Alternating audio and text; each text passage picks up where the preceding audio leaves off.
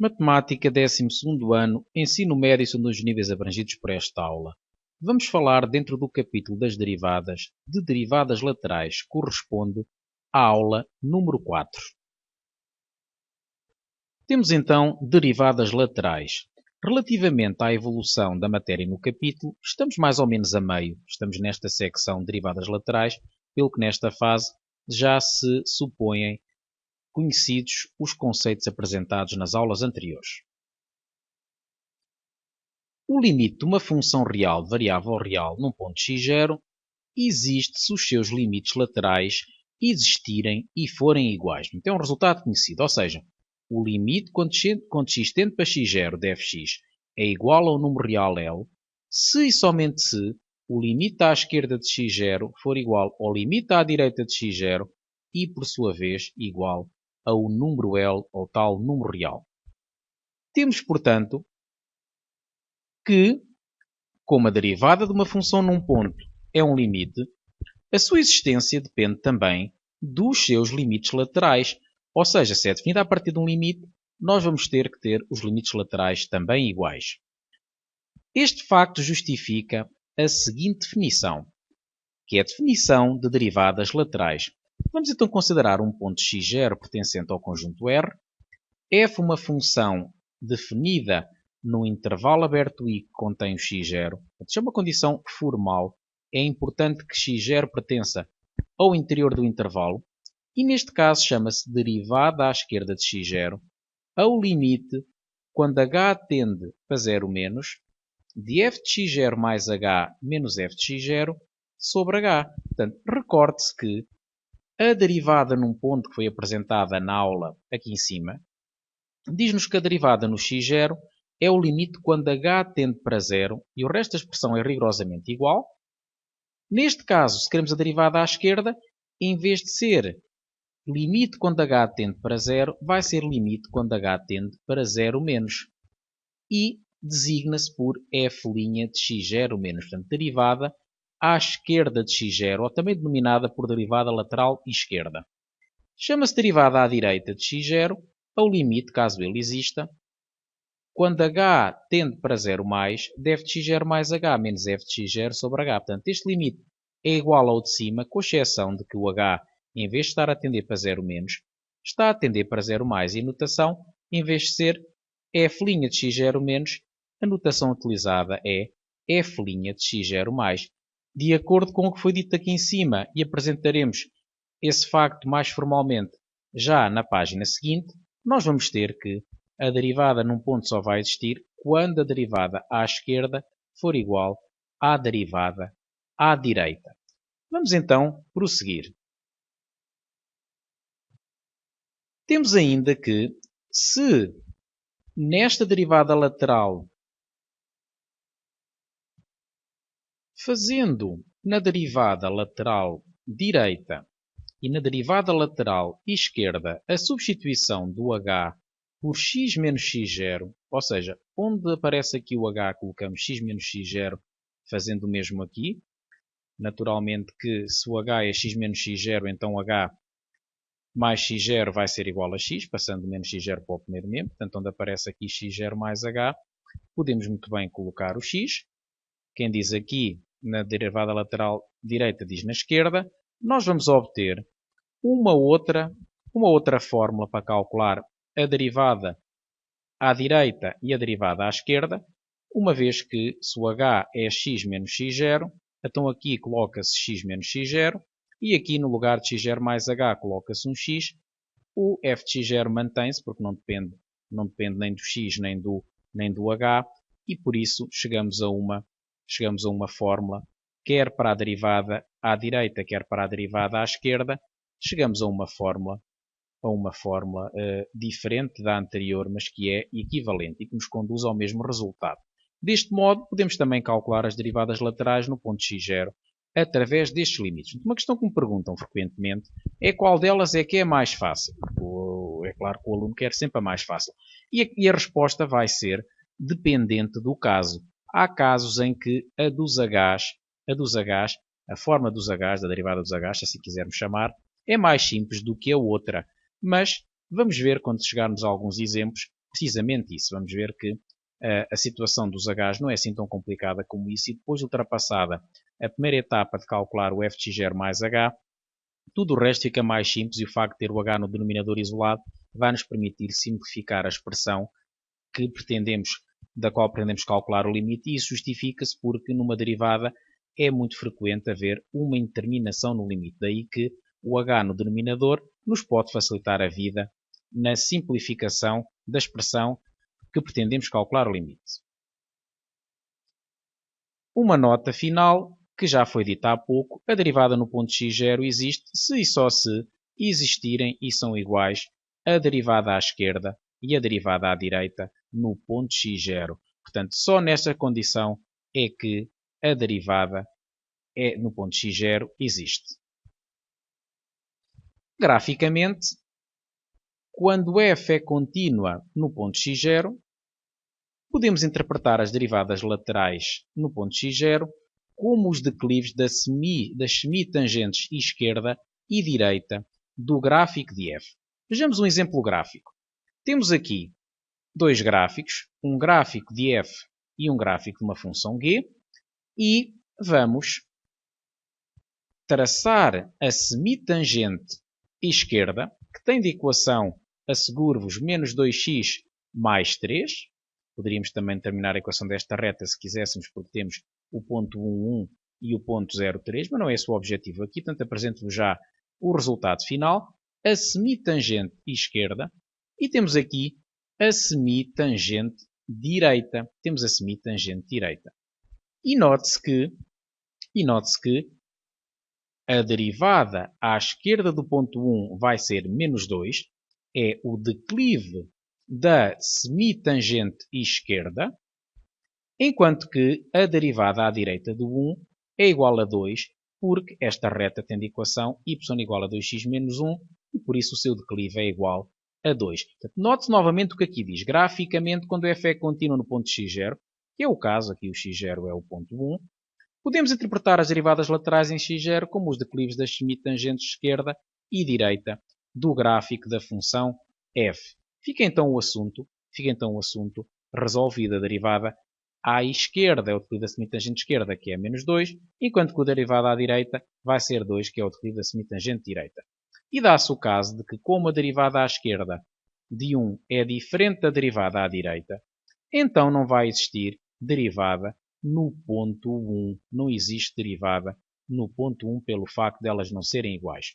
Vamos agora passar para um segundo caso, função g, e temos que a semitangente esquerda tem de equação y igual a menos 2x mais 3, enquanto que a semitangente direita tem de equação exatamente a mesma, e portanto note-se que ficou no prolongamento uma da outra, daí que não apareça nada atracejado, porque está uma por cima da outra, e por esse motivo, em termos analíticos, nós vamos ter que a derivada à esquerda de 1 é menos 2, a derivada à direita de 1 também é menos 2, que é o declive desta reta que aqui está, e temos ainda que, pelo facto de a derivada à esquerda ser igual à derivada à direita, vamos ter a conclusão de que a derivada no ponto 1 é igual ao valor comum das duas, que é menos 2. Portanto, duas situações distintas. Uma situação em que não há derivada num ponto, pelo facto das derivadas laterais serem diferentes, e outra onde a derivada existe e, portanto, é igual a qualquer uma das derivadas laterais, uma vez que elas são iguais. Portanto, em termos gráficos, ainda podemos dizer que aqui existe derivada porque a função é suave no ponto 1, aqui não existe porque forma um ponto anguloso, o gráfico da função. Portanto, no inglês, derivável diz-se smooth. Smooth tem a ver com suave. Aqui tem um bico que não é suave, aqui é suave, e por isso está o conceito gráfico apresentado de derivadas laterais. Vamos a um primeiro exemplo. Consideremos esta função f definida em R por x ao quadrado se x é menor ou igual do que 1 e por esta expressão cúbica se x for maior do que 1. Calculemos se existir f' de 1 e interprete graficamente o resultado obtido. Vamos ter, portanto, que o ponto da posição 1 é um ponto de transição de ramos. De facto, para valores inferiores ou iguais a 1 eu tenho uma expressão diferente da que tenho para valores superiores a 1. E uma vez que f está definida, portanto isto acontece porque a função está definida à esquerda de 1 por uma expressão diferente da que define f à direita de 1. Portanto, foi o que tinha acabado de dizer. E por esse motivo, temos de determinar as derivadas laterais esquerda e direita para averiguarmos a existência do ponto 1, a existência de derivada no ponto 1. Portanto, quando temos um ponto de transição de ramos, esse procedimento é sempre obrigatório. Temos aqui então a expressão algébrica de f. Precisamos de calcular o f de 1 para aplicar a forma de derivadas laterais, esquerda e direita. E o f de 1 calcula-se no ramo de cima porque aqui aparece no x menor ou igual do que 1. Fica 1 ao quadrado que fica igual a 1. E deste modo, a derivada à esquerda de 1 é o limite quando h tende para 0 menos de f de 1 mais h menos f de 1 sobre h. Até aqui só apliquei a definição de derivada lateral esquerda. E agora, para fazer o f de 1 mais h, note-se que nós estamos a somar ao número 1 um número negativo h e por isso o f de 1 mais h vai ser inferior a 1 e logo nós estamos a lidar naturalmente com o ramo de cima. Portanto, independentemente disso, e quando estamos a fazer a derivada à esquerda de um ponto, nós vamos vamos trabalhar no ramo que define a função à esquerda do ponto. Portanto, neste caso é x ao quadrado. Daí que, como fx é x ao quadrado, o f de 1 mais h é 1 mais h ao quadrado. Portanto, o f de x ser x quadrado significa que cada objeto associa ao seu quadrado. Se eu tiver o f de 500, ficam 500 ao quadrado. O f de 500 não tenho porque o 500 não é inferior a 1. Mas se eu tiver o f de menos 7, fica menos 7 ao quadrado. O f de menos 1000 fica menos 1000 ao quadrado. O f de 1 mais h fica 1 mais h ao quadrado. E, portanto, vamos ter o limite quando h tende para 0 menos. O denominador mantém-se. Meto no lugar do f de 1 mais h a expressão que descobri aqui em cima. O f de 1 já tinha sido visto que é igual a 1. E agora temos que calcular os limites e vamos ter então que simplificar ou desenvolver este numerador e fica, portanto, o quadrado de 1, que é 1, mais o dobro de 1 por h, que é 2h, mais o h ao quadrado. Estamos perante o quadrado de uma soma. Portanto, caso notável, o quadrado do primeiro mais o dobro do primeiro pelo segundo, mais o quadrado do segundo. Um erro muito frequente nesta etapa é o aluno escrever logo 1 quadrado mais h quadrado. Esquece do 2h, que resulta de fazer o dobro de 2 vezes 1 vezes h. E agora temos que subtrair uma unidade. É claro que este 1 vai simplificar com este 1 aqui. E é isso que vamos fazer na fase seguinte. Cá está, h quadrado mais 2h. Escrevemos este numerador segundo as potências decrescentes de h. E agora, ao substituir o h por 0, ficamos com uma interminação do tipo 0 sobre 0. Portanto, ao substituir fica 0 ao quadrado mais 2 vezes 0 sobre 0. Para levantar a interminação, devemos simplificar a expressão. E isso consegue-se facilmente. Colocamos, por exemplo, o h em evidência no numerador. E este h simplifica com este h. E o limite fica igual ao limite quando h tende para 0 menos de h mais 2. Agora sim, ao substituir o h por 0, ficamos com o problema resolvido. Fica 0 mais 2, que é igual a 2. E por isso temos a derivada à esquerda de 1 calculada. Tem mesmo que ser feita através da definição. Portanto, vamos ver mais à frente. Vamos conhecer as regras de derivação que nos permitem calcular as derivadas também em pontos, só que não são válidas essas regras quando temos pontos de transição de ramos. Vamos agora à derivada à direita de 1. A mesma coisa, só que a diferença é que vou ter que trabalhar com o ramo de baixo.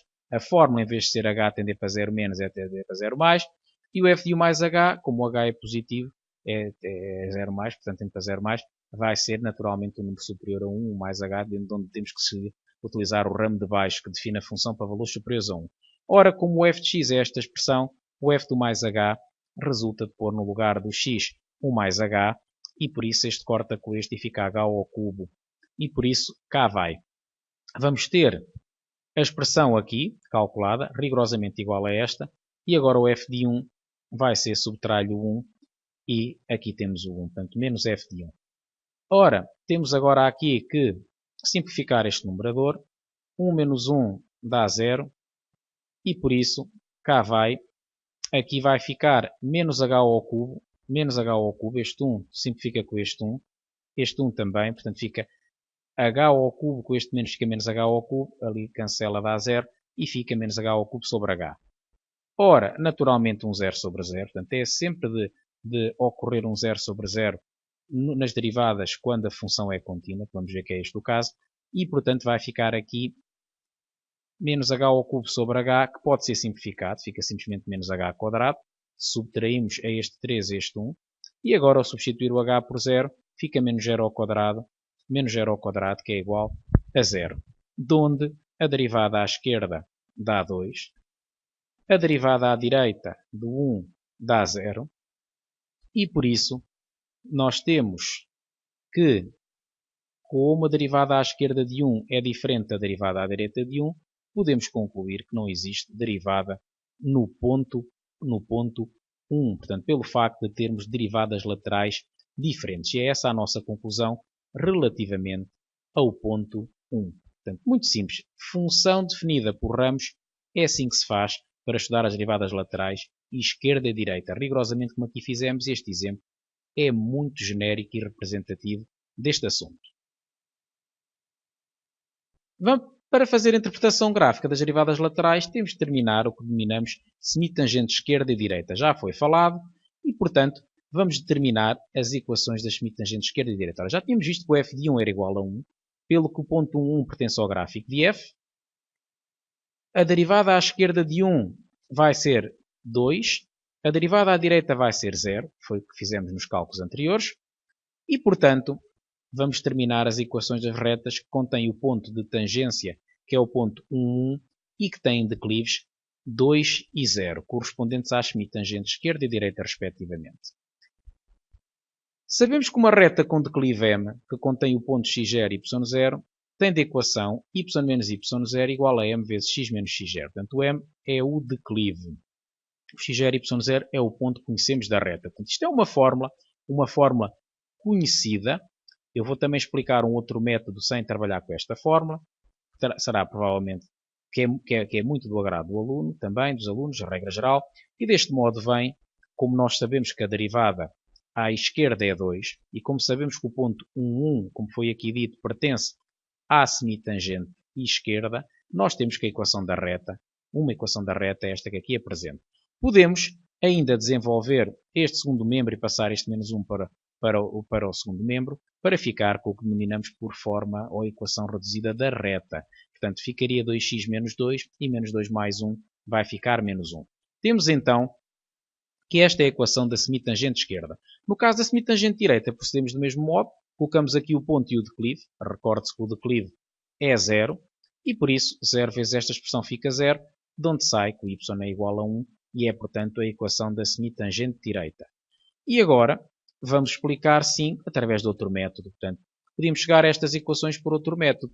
Para o caso da semitangente esquerda, vamos fazer a exemplificação. Portanto, a outra é de forma semelhante para a semitangente direita. Ora, nós sabemos que tem uma equação da forma y igual a 2x mais b, onde o b é um número real. Portanto, a semitangente esquerda, a partir do momento em que tem declive 2, vai ter que ter uma equação reduzida deste tipo.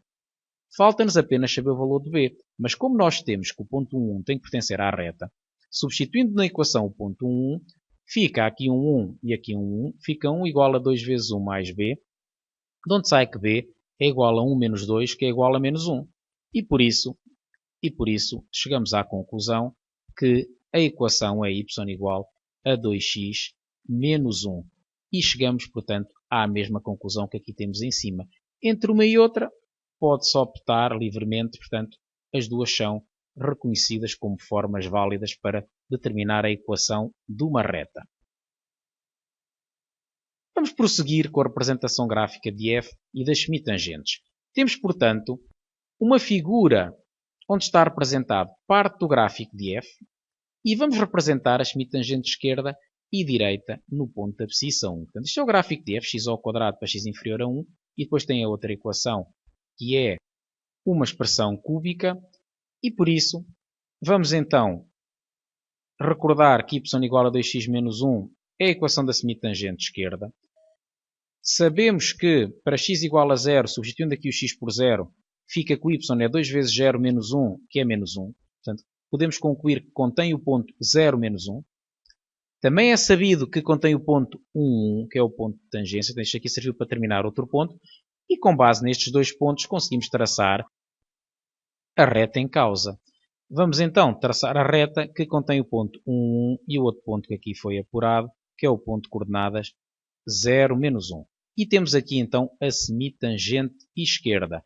No caso da semitangente direita é mais fácil, portanto é a reta de equação y igual a 1, é uma reta horizontal e, portanto, chegamos à conclusão que não vai haver derivada, não é? como já se tinha falado, pelo facto de as duas semitangentes não estarem no prolongamento uma da outra, ou melhor, tínhamos chegado à conclusão, essa conclusão pelo facto de as derivadas laterais serem diferentes, e isso traduz graficamente neste resultado, semitangente esquerda e direita no ponto da posição 1 não estão no prolongamento uma da outra. Isto acontece porque o ponto 1 é um ponto anguloso do gráfico de F, forma aqui um vértice, está aqui uma parte que não é suave, uma parte neste ponto do gráfico não é suave.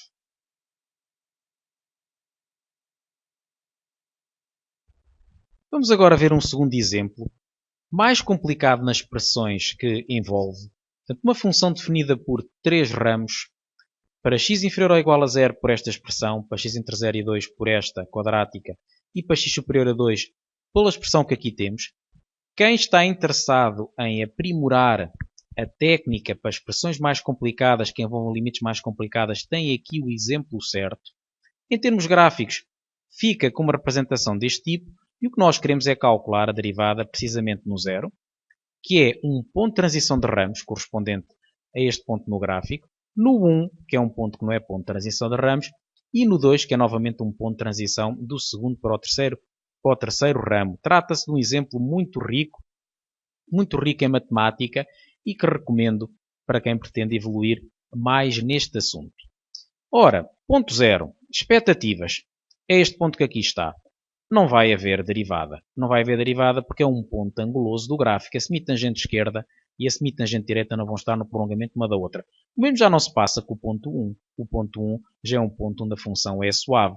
E no ponto 2 vamos ver novamente que não vai haver derivada porque forma um ponto anguloso, o gráfico no ponto 2. Portanto, são essas as expectativas e vamos confirmá-las então analiticamente.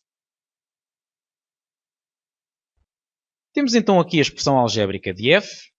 O ponto da abscissa 0 é um ponto de transição de ramos.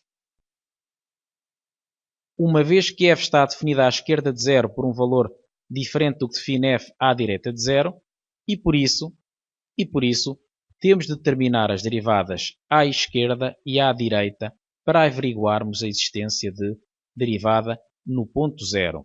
Por esse motivo, cá vai então, a derivada à esquerda é igual ao limite, quando h tende para 0 menos desta expressão, portanto f de 0 mais h menos f de 0 sobre h, portanto é a definição derivada à esquerda, derivada lateral esquerda, e portanto nós temos cá à esquerda de 0 a função está definida por menos x sobre 3, de onde o f de 0 mais h vai ficar menos 0 mais h sobre 3, portanto, se é menos x sobre 3 fica menos 0 mais h sobre 3, que é a mesma coisa que ter menos h sobre 3. Por outro lado, o f de 0, que também é necessário, vê-se também neste ramo, fica menos 0 terços, que é igual a 0, e substituindo então, ficamos com isto que aqui está. Simplifica-se a expressão ou não? Bom, vamos simplificá-la, porque se não o fizermos, depois vamos ter uma interminação mais difícil de resolver. Vamos então aqui dividir por h é o mesmo que multiplicar por 1 sobre h, fica isto assim. E por esse motivo, perante a interminação 0 sobre 0 que se obtém ao substituir o h por 0, vamos ficar com simplificação. O resultado da simplificação fica menos 1 terço. Este h simplifica com este h e fica menos 1 terço. E agora o limite quando h tende para 0 menos de menos 1 terço é igual a menos 1 terço. Dito isto, vamos passar para a derivada à direita. Substitui-se na expressão o x por 0 mais h, neste caso, vai ter que ser no ramo do meio, uma vez que à direita de 0 a função está definida por esta expressão quadrática.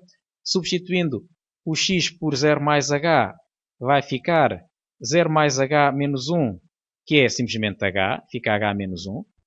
E por isso fica 1 menos h menos 1 ao quadrado. O f de 0, mais uma vez, é menos 0 sobre 3, que é 0. Note-se que o f de 0 é sempre no ramo de cima, independentemente de estarmos a calcular a derivada à esquerda ou à direita de 0, porque aqui é que a função está definida no ponto 0. E por isso vamos agora utilizar isto na expressão esta expressão passa diretamente para aqui, para ficar no lugar do f de x, no f de 0 mais h, digo, e agora simplifica-se naturalmente e desenvolve-se aqui este quadrado, a diferença, que fica h² menos 2h mais 1, portanto o quadrado do primeiro menos o dobro do primeiro pelo segundo mais o quadrado do segundo, e agora esta expressão tem que ser simplificada. E vai ficar, portanto, menos h² mais 2h menos 1, e o menos 1 dá 0, vai ficar menos h² mais 2h. A expressão pode ser simplificada e, ao ser simplificada, portanto vai ter que ser simplificada, porquê? Porque ao substituir o h por 0, fica uma determinação do tipo 0 sobre 0. Portanto, e sempre que isso acontece, nós temos que simplificar a expressão, neste caso uma expressão racional.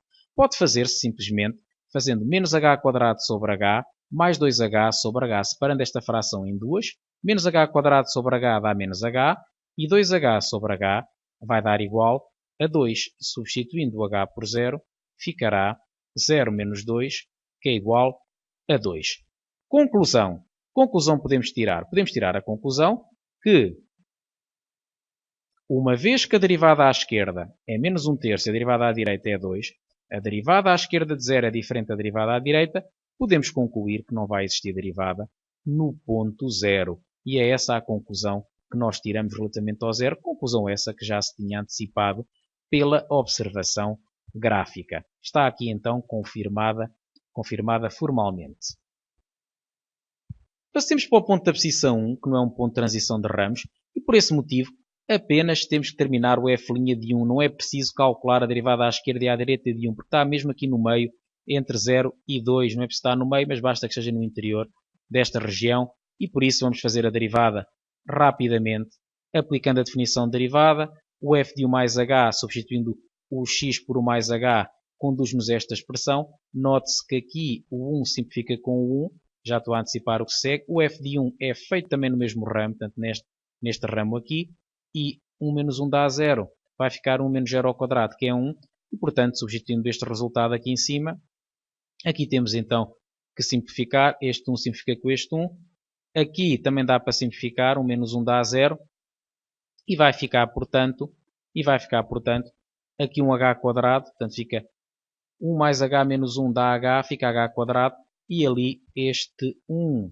com este 1 também vai simplificar no passo seguinte. E porquê a simplificação? Porque agora deparamos com uma determinação do tipo 0 sobre 0 e é necessário ter a expressão simplificada para poder simplificar ainda mais. E podemos simplificar escrevendo simplesmente menos h, portanto o h² dividido por h fica h, este menos vai ficar menos h, e agora ao substituir o h por 0 vamos ter menos 0, que é igual a 0. Está então a derivada no ponto 1 encontrada, e foi mais simples do que as outras porque só foi preciso calcular uma vez. Podemos concluir que a derivada no 1 é igual a 0. Caso tecnicamente mais difícil é o ponto de abscissa 2, novamente ponto de transição de ramos, porque a função f está definida à esquerda de 2 por um valor diferente da que define f à direita. Vamos então a isto, determinar a derivada lateral e esquerda e direita no ponto 2.